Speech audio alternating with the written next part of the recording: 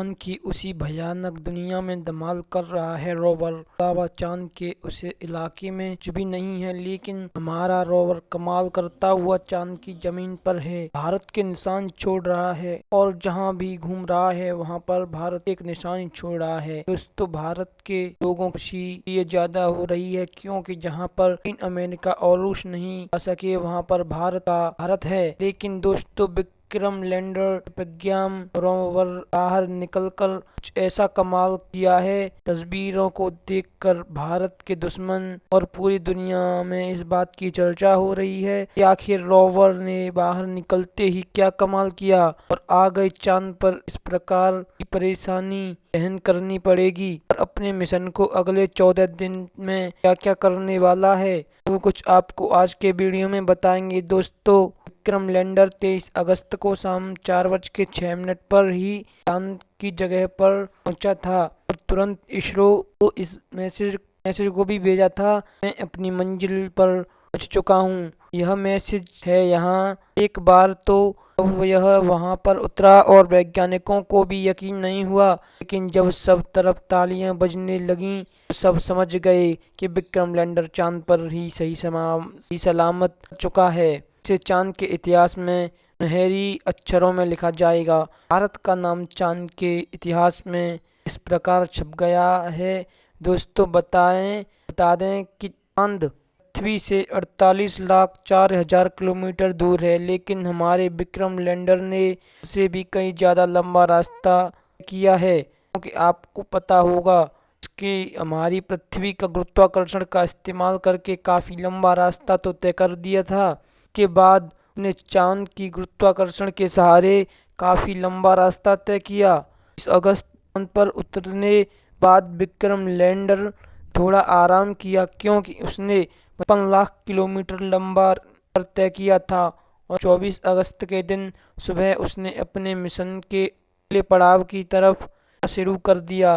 Lander का काम था विज्ञान रोवर के लिए रैंप बनाकर सही सलामत चांद की धरती पर उतारना। लेकिन कमाल तो तब हो गया उसने विक्रम लैंडर से निकलकर की धरती पर चलने शुरू कर दिया और चांद की धरती पर उसके पहिए चलने शुरू हो गए। उसने अपने कदमों के पीछे भारत की अमिट छाप छोड़ दी, क्योंकि दोस्तों, भारत के वैज्ञानिकों ने रोवर के पहिए पर इसरो का लोगो और भारत का राष्ट्रीय प्रतीक अशोक चिन्ह को गिरा था। चांद पर सफल होते हुए यह आगे बढ़ रहा है।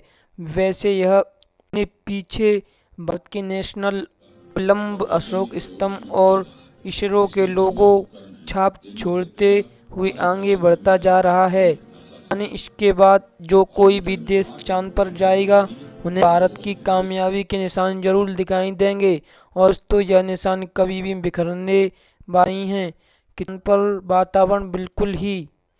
पर वातावरण बिल्कुल भी नहीं है। दोस्तों, इसी बात पर चैनल को सब्सक्राइब जरूर करें। यहाँ पर कि चांद पर आदमी एक बार चलने के लिए निशान छोड़ देता है, वह निशान हजारों साल तक वैसे ही बने रहेंगे। लेकिन दोस्तों, दक्षिणी ध्रुव पर सबसे पहले भारत ने ही कामयाबी के निशान छोड़े हैं। भारत से आगे कोई भी देश कितनी ही कोशिश करने के बाद भी नहीं जा सके। चांद पर जब इसरो का लोगो और अशोक स्तंभ छप जाएगा, जिसे खुद चंदा मामा भी नहीं मिटा पाएंगे। आपको बता दें कि चंद्रयान 3 के लॉन्च होने से पहले एक वीडियो जारी किया था, जिसमें दिखाया गया था कि प्रज्ञान और रोवर जैसे आगे बढ़ता है, पीछे अशोक चिन्ह और इसरो के लोगों का निशान छोड़ता जा रहा है।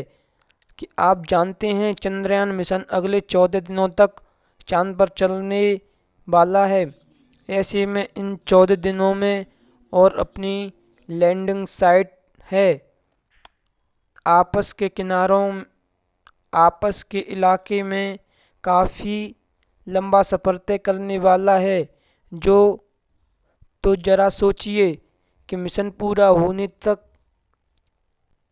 चांद के इलाके में अशोक स्तंभ और लोगों की कितनी हजार प्लेट्स बन जाएंगी। अगर दोस्तों और और वैज्ञानिक अपने हिसाब से चांद पर कई तरीके के एक्सपेरिमेंट करवाएंगे। चांद के बारे में हमारे मन के अंदर कई सारे अनसुलझे सवाल हैं। तब सवाल यह उठता है कि 14 दिन बाद इसके साथ क्या होगा। 14 दिन के बाद इसके साथ क्या होगा। 14 दिन के बाद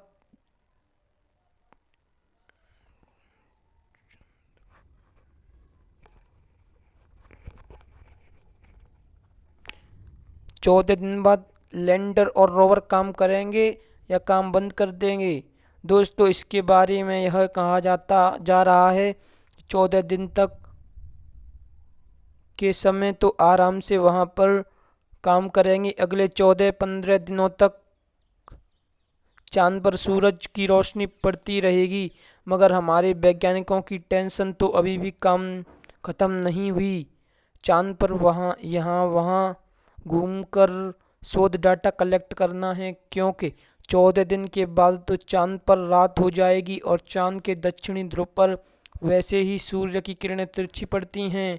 ऐसे में रात होगी तो रोवर की बैटरी बैकअप कम होने की वजह से बंद कर देगा। विक्रम लैंडर और प्रज्ञान रोवर बंद हो जाएगा, क्योंकि उसके बाद चांद के ध्रुवीय इलाके की रात बहुत ज़्यादा ठंडी होती है, जो भी जो किसी को भी जमा देने के लिए काफ़ी ज़्यादा है। हालांकि अभी शुरुआत के समय वैज्ञानिकों ने केवल 14 दिन का ही टारगेट रखा है। 14 दिन के बाद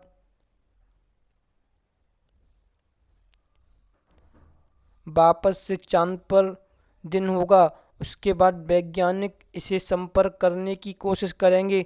अगर संपर्क हुआ तो वैज्ञानिक आगे स्टडी जारी रखेंगे और नहीं हुआ तो यह मिशन यहीं पर ख़त्म हो जाएगा। 14 दिन के बाद मिशन अभी कोई स्पष्ट नहीं है।